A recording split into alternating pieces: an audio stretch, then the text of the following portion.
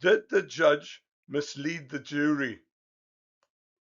Lucy Letby was found guilty of trying to murder two babies, child F and child L, born 8 months apart.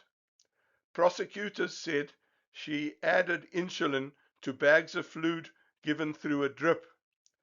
The bags looked no different from the others and were chosen by her co-workers from many bags. Noteworthy is the fact that the bags were picked at random and the babies were given them when Letby was not at work. Normally, when the body makes insulin, it also releases a marker called C-peptide. Usually after metabolism, there's about 5 to 10 times more C-peptide than insulin. In child F and child L, that pattern was reversed, which points to insulin coming from outside the body.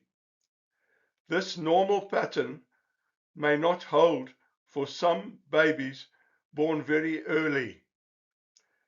The only test that could prove man-made insulin was mass spectrometry, which was not done.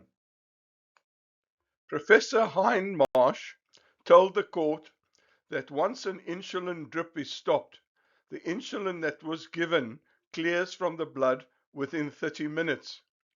A blood sample taken afterwards would then show only the body's own natural insulin. So the insulin to C-peptide ratio would also look normal. It was on the 24th of July 2023, the sixth day of deliberations, that the jury asked a question.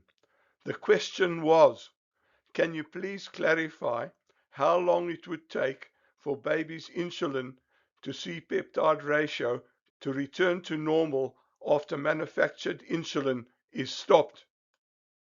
Judge Goss told the jury that there was no evidence on that particular topic.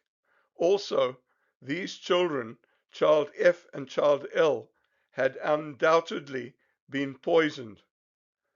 The misleading answer that he gave at this crucial time of the trial may well have influenced the verdicts, which were unanimous. Why does all this matter?